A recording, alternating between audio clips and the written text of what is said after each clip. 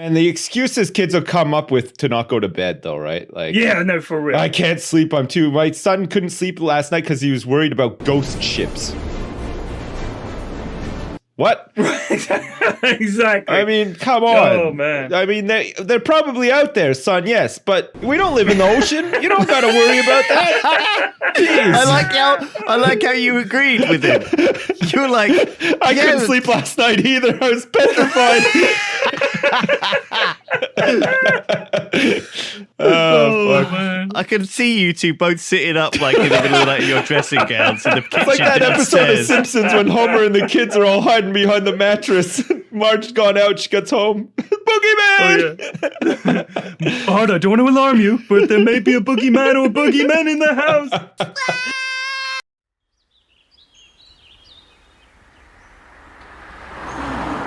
Do you guys remember? This is grim, right? But do you remember have you heard this story that for a while in sort of the some parts of sub-Saharan Africa, they believed some of the sort of, I don't know what you call them, shaman or the kind of local medicine kind of guy, not a doctor.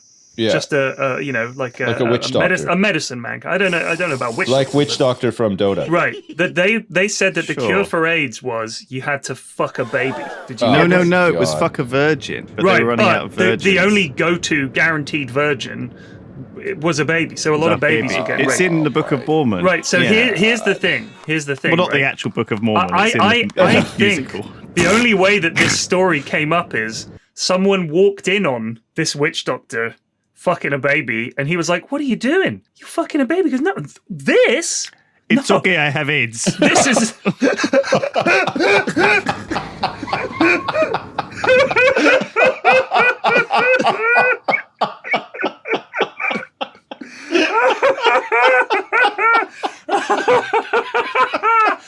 Oh my god.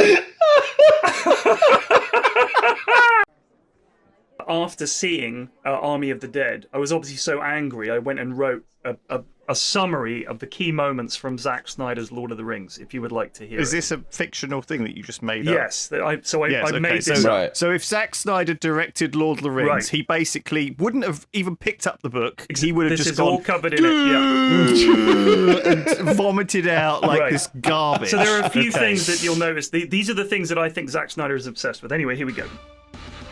Lord of the Rings, The Fellowship of the Ring, the Zack Snyder cut, a 17-hour film summary of key moments. Because Army of the Dead is over 2.5 hours long. Right. Sips. Just I think know. about it. Okay, I'm thinking about it. Scene 1. Yeah. Enter Boromir, played by Henry Cavill. He is topless. He is lifting some heavy barrels of mead and sweating in slow-mo. Boromir. Hi, I'm Boromir. I'm a total badass. Don't even look at me. Sam, played by Ryan Reynolds. Extreme close-up. We're best friends, Boromir. Don't ever forget that. Scene 2. An orc shoots Boromir with an arrow and he dies a slow death, staring into the eyes of Dave Bautista, who plays Gandalf.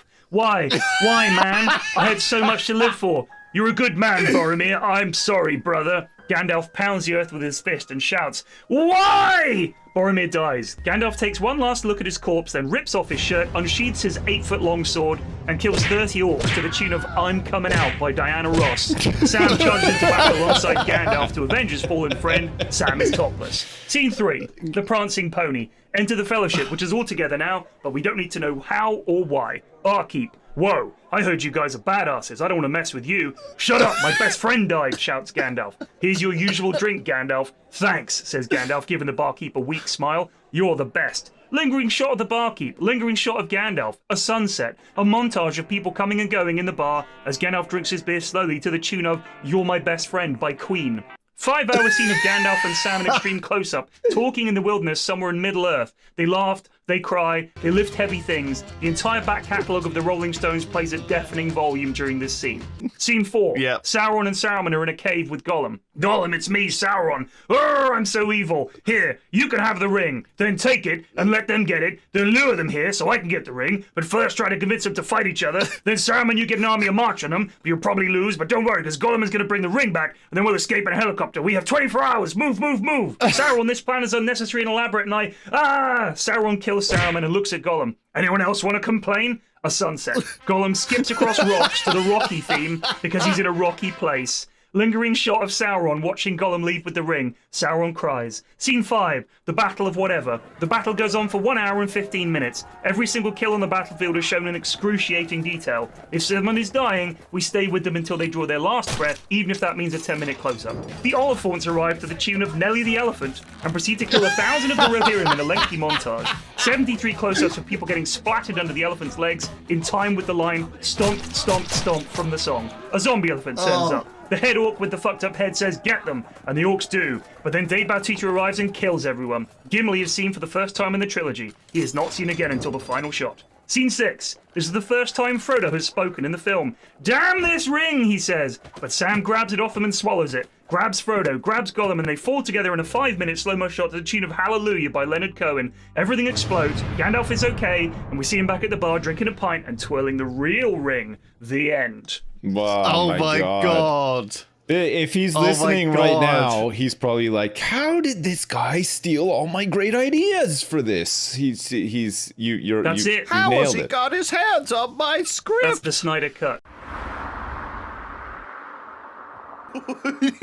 All we need, right, is a machine which will fart in your face. Daddy's computer is farting again. And then we're basically at Star Trek.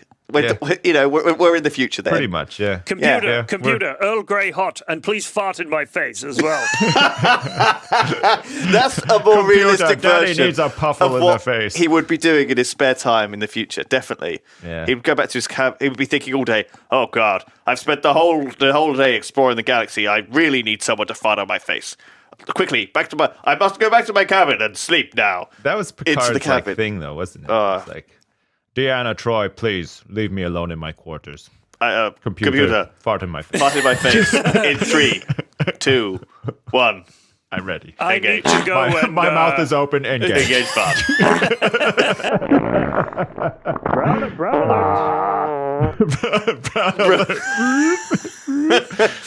The thing is, he was always like, "I need to go and practice that funny penny whistle that I've got. If you hear strange tooting noises coming from my ready room, My quarters. it's the space flute. It's my space flute." But they could totally prank other people on board. It's like, "Computer, please fart in Data's face. In 3, 2, 1, fart." Captain, I am experiencing such a strange sensation. It's almost like disgust. That was so eggy. my skin is going pruny, and I feel like maybe I'm about to die. Computer, what have you been eating? For goodness sake. Do you reckon, because Fart simulator. Data could do that? Like, if the captain said to him, "Data, I have a unusual request. My farting machine is broken, and Daddy needs to get his fart on, so if you could just kneel on my desk, I'll sit in my chair. And, Mr. Data, fart in my face." Yeah, you do a little head turn that he does. "I find this request unusual, Captain. I don't Shut up, understand. Data. It's an order. Make with the farty fart, Data. Captain's orders." That's what would happen, I think. Come on. Yeah, I mean, I guess. Give me a break. It's clearly. Give me a break, Sarge. I mean, Sips goes into the dad garage for 6 weeks. Doesn't come out. Sarge, they got machine guns. There's fucking guys in wars who are told, you, and you, get up that hill and attack that machine gun." Sarge, I'm not ready to die. I'm gonna die. I'm literally going to die. Yeah, we're gonna find out how many bullets I got left. So get up that hill. Jeez. That's right. That's real poor. war. Yeah, None of that's this, real war, let's yeah. call in an airstrike shit. Yeah. This is literally, here's a grenade, just run up there and try and throw it in that little hole and try not to get shot. And you might get shot. But off you go. And they just did it. Oh. Nowadays, imagine these goddamn millennials, imagine trying to tell them to do it. They'd say, "I don't feel like it today. Do we have to? I'm not gonna, this is unfair. I'm gonna refer you to the Working Practices Board for Machine Gun Nest attacking, and they'll have stern words with you, sir." This is why society should pay all of my bills. I'll do it for college tuition. All right, here's the form, and fell down and tripled it. He just pulls busts it out out. all of the legal Yeah, we got documents. the paperwork. I need a pen over here. Guy running through mortars to bring the paperwork. Fucking All right, you three men, I want you to millennials. run across this minefield to get the paperwork to run this guy up the hill to take out the machine gun nest. Sarge, we're gonna need paperwork on that. God damn it! We're gonna need a falling ladder. apart. We're gonna need a specific ladder too. We can't just give him the old splintery ladder. No, it's gotta We need a be new ladder. It's And I gotta want be you a three brand to new hold the one. ladder. It's gotta conform to standards. Ladder inspector, get up here, front and center. Report for duty, Sarge. Inspect that ladder. Sarge, I need Fort Fairlight Trip to inspect that ladder. That's how what was would be rubbish now. That's why they use That's drones. why there's not going to ever be a World War III. It would just get Yeah, totally be bogged down awful. in red tape. I don't feel like charging today. You hurt my feelings. Oh, You God. millennials ruining war. What have you done?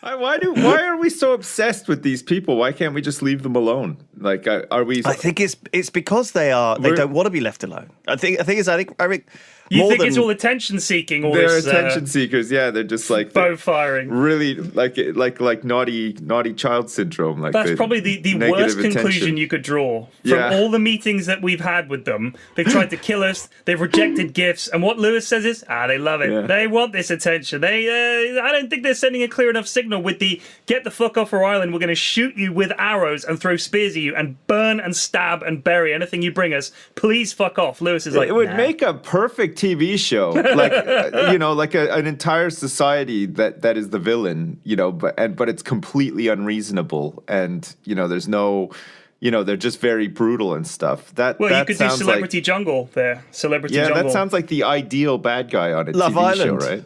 stick Yeah, them Love all on Island. there. They drop all these young Essex teenagers off.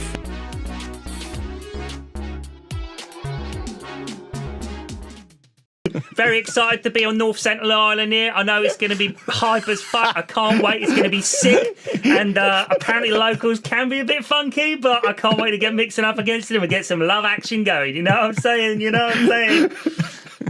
Bam! Arrow to the chops. Just speared, impaled. Oh God. When Tony got shot by that arrow, I was like, oh my God, I couldn't believe it. And I was like, oh, get me out of here. But then I thought, you know what? Maybe he's just misunderstood, and actually what he's trying to open up, and the arrow is like how he's opening up. So I tried again, and yeah, he stabbed me in the leg.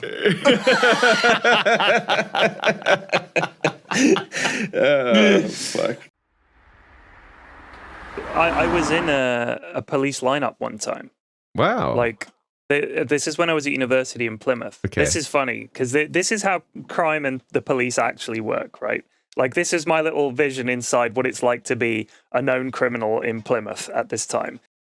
So it was about 1996, and you got 20 quid from the police. If you just had to turn up, they gave you 20 quid at the end of the lineup. You just had to stand there in the lineup. So Right. me and my mates went down there. We're shitting our pants because we were going to be within proximity of an actual criminal. And there's all these lads there. We all looked completely different, right? Like, we're all like just the most different bunch of people you could imagine. Right. And it was like a large room with a big, like the one-way mirror at one end, and we're all standing there. There's like cameras watching us, and there's microphones in there, and there's a couple of these big burly, these guys would never have been anything but police officers. They've got the build, the archetypal British Bobby. Like, that's it. They were born police officers. They're never going to be anything else. Yeah. And they were like, well, no, don't worry, boys. All right. He's a bit of a bad egg, this one we're bringing in today, but we're here to look after you. Don't worry. We were like shitting ourselves because we're thinking they're mocking us already. Like, the police are making fun of us. How bad is this guy going to be? And in comes a criminal. And he's this young lad, real Janner, right? He's a real chavvy sort of Plymouth guy. And he comes in and he's like, I don't even know why you fucking got me in here. I ain't done nothing. I know this is a load of bollocks. This is bollocks. He said, none of this don't even look like me. Look at that. They're all a foot taller. And it was true. We were all like a foot taller than this guy. You're like 6'2", aren't No, you? I'm or 6 something? foot. Like, my mate's 6 foot. My other mate is about 5'9", but he was still towering over this little lad, this weasel that they dragged in. Yeah. But And they stood him in the middle. He's standing there, and the police officers, like, you can hear the speaker from the other room because they have to tell the criminal what's going on. So they say, the witness is now entering the viewing booth. he was knobbing about already. Like he was furious because he obviously realized that it was a fit up, right? Right. Because they didn't pick anyone that looked anything like him. So we all turned to the left, we all turned to the right. We're standing there, and then you can hear the witness say, "It's number 4," and then he goes, "That is Steve from the video shop. Steve, I recognise your voice. Steve, that is you talking on the other side of that glass. Steve, you are a dead man. You are a dead man, Steve." And then the police officer says, "The witness has changed his mind about which number he's identified." And then you can hear like this muffled conversation going on the other side of the one-way glass. And then, like, the cop is obviously saying, "Look, grow a pair of balls and ID this guy, please, and we can lock him up, and you won't have to see him for a few months, and just, don't be such a pussy. Don't be a PU55Y." So eventually the cop goes, "The witness has now retracted his retraction and has identified number 4 as the suspect." And at this point, the guy goes nuts, and he runs up and he punches the one-way glass, and he starts spitting, and he's grabbing like the cameras, and he's trying to twist it off, and we're all soiling ourselves in terror because we're all students. Like everyone in there is a student just after 20 quid to go out that night, and the cop has just grabbed this guy and haul him off, and everyone just sort of goes, "Oh, like phew, thank God." One of my daughter's friends at school, he comes up to us. We're dropping the kids off at school. Me and one of my neighbours. We're just chatting away, and the kid comes up and he says he's crying, and his dad says, "Well, what's the matter?" And he says, "Well, the other kids said my Pokemon cards are fake. They said they're fake Pokemon cards." And I wanted to grab him and say, "Just tell them to go fuck themselves. Who fucking cares?" Just turn to that fucking piece of shit playground asshole kid and say, "Go fuck yourself. What the fuck do you know? You're like 8 years old. Fuck you." But you can't. You have to say, "Oh, look, sweetie, they don't know, and the cards aren't fake," and just try to ignore what they say. I really want to say to my daughter, just tell them to go fuck themselves and just be done with it. Like, seriously, if you get in trouble, I'll fucking take the heat for that. I'll tell the teacher, "Yeah, I told her to go tell little Timmy to go fuck himself. What are you going to do about it? Go fuck yourself, Teach. All right?" Son, you're young. You're young and you don't understand. But let Daddy tell you something. That Johnny, he's a Yeah, he's a real you tell him right to his face, you pull him over to one side, lower your voice, "You fucking if you fucking talk shit about my fucking Pokemon cards again, I'm gonna fucking end you. You understand me?" You wanna go to the fucking box factory and work 30 fucking hours a day, you son of a fucking bitch? Yeah, I bought him fake Pokemon cards. I can't afford the real thing. You fucking judging me, Johnny? I'll fucking wring your neck with my bare fucking hands, bitch. I'll punch your fucking time card, Jimmy, right here and now, you son of a bitch. Fuck you. MoonQuest was the long-awaited series that replaced Tekkit as the main Minecraft content on the main channel, including many hilarious adventures throughout the series and, of course, the hat mod. Hey Simon. Oh my god. How you doing?